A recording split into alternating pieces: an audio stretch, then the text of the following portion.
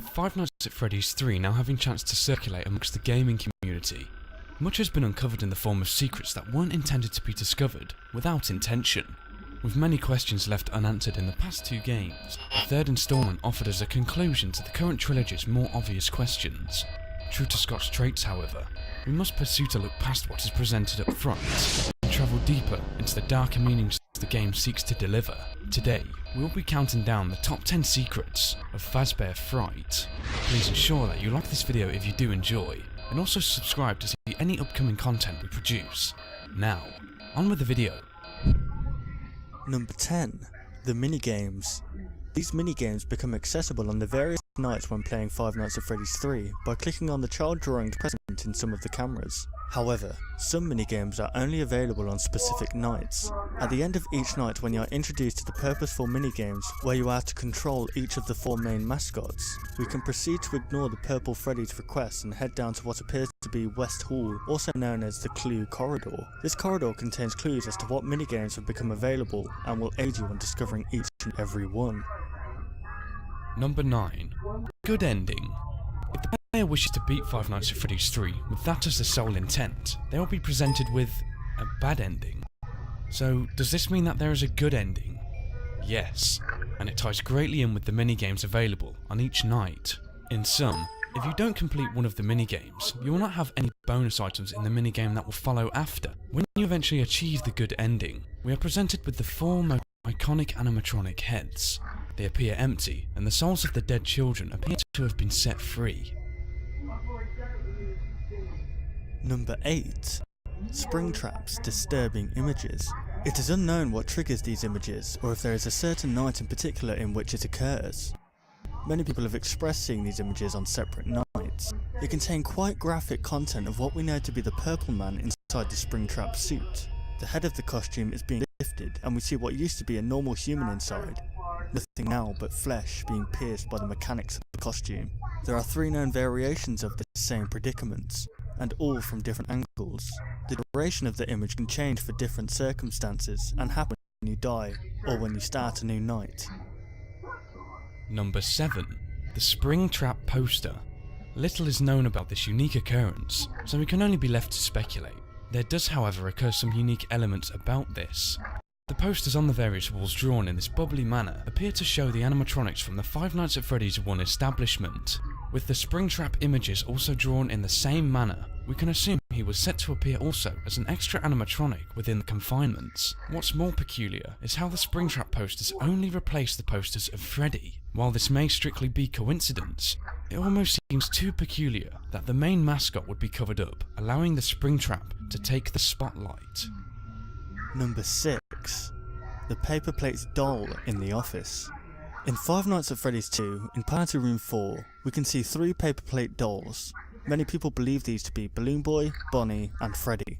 Back in the second game, the supposedly Balloon Boy paper plate doll can appear in your office from time to time with no particular reasoning. In Five Nights at Freddy's 3, the paper plate that we originally speculated to be Springtrap in a previous video can pin itself to the wall above the box of old toy animatronics. Like in the second game, this has no reasoning or game. However, why would this paper plate in particular pin to your office wall? Could the theory of this being based on Springtrap hold any truth? Number 5. The Cupcake. The cupcake has always been a reoccurring object in this game. It most certainly was. It is recognised by us. Under very rare circumstances, the cupcake will appear to the right of your desk, where it will proceed to stare deeply at you. This seems very reminiscent of what the cupcake also did that was featured on your desk in Five Nights at Freddy's 1. Another secret Easter egg can rarely occur also, featuring the poster of Toy Bonnie in Cam 04 changing to the cupcake in its original form, or a golden cupcake. If the cupcake has had a golden counterpart of it drawn, can we assume this is a large hint as to something we've missed about it? Only time will tell. Number 4. Green shirt, blue jeans. In the minigame, Mangle's Quest, we play as Mangle reassembling ourselves whilst trying to avoid the grasp of a man running backwards and forwards frantically who dissembles you if caught.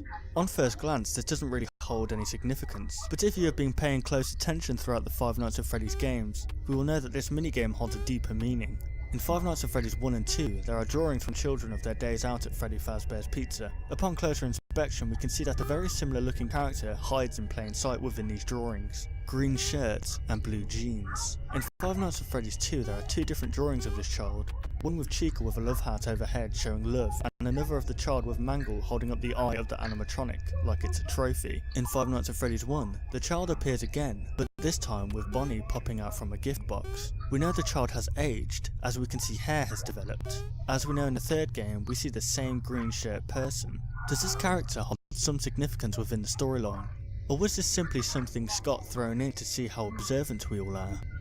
Number 3. The Mangle is not a phantom. While we can indeed see the Mangle's head clearly within the box of animatronic parts to the left of your office, we must regard something the phone dude says in Night 1. We think could be authentic, then again it might just be another crappy cosplay. We must also consider something else.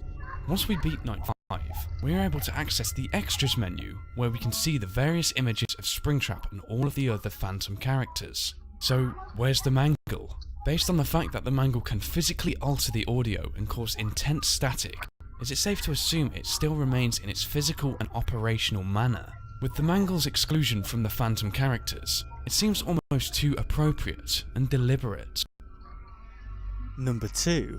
What's with the puppet? We have always believed the puppet to hold a greater power than people believed it to already possess. We know that it is responsible for giving the animatronics life, as we see in the Give Gifts Give Life minigame in Five Nights at Freddy's 2. Many people believed it would not make an appearance in Five Nights at Freddy's 3, but we were soon proved wrong when looking into Cam 8 of the horror attraction.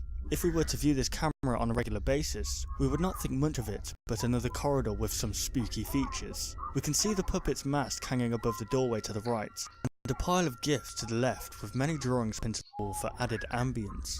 Occasionally, when clicking onto this camera, we can see the puppet standing tall at the end of the corridor, with its stare fixated on the gifts to the left of the camera. This version of the puppet is the only supposedly hallucination without any signs of aging or burning.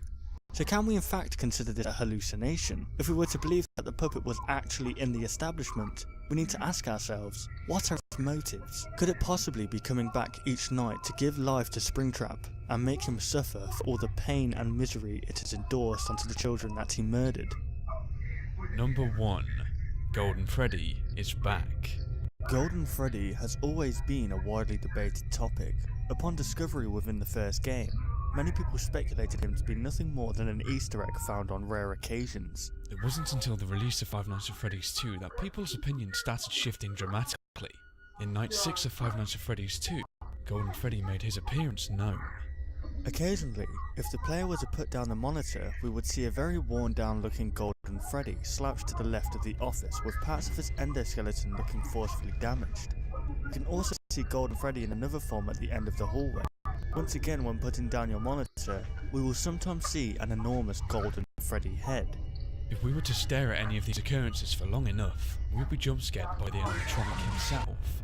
This led many people to believe that he may not in fact be an Easter egg, but a hallucination within the game, as the sightings couldn't make logical sense. In Five Nights at Freddy's 3, he made his grand return, but not in the way that we all thought. When Scott released the first teaser image for the game showing a golden animatronic with the words "I'm still here" to the side of it, the community got very excited. It wasn't until the teaser trailer being released that confusion started eroding the air. Just like in the second game, if we were to come out of the monitor view, we will very rarely see Golden Freddy to the left of the doorway. Unlike all the other animatronics, Golden Freddy is not burnt, but still shows sign of aging. If you were expecting a jump scare from this particular animatronic, then you will be disappointed, as Golden Freddy does nothing more than sit in the corner with blank, lifeless eyes. We are still left with many questions. What happened to this Golden Freddy character? Why do we progressively see parts of his endoskeleton disappearing through the game? Did he work alongside Springtrap? For now, all we can do is speculate and hope that all our questions become answered. Want to see even more content from us? Consider liking and subscribing to ensure you'll see all content in the foreseeable future. And hey, why not check out our past 2 videos?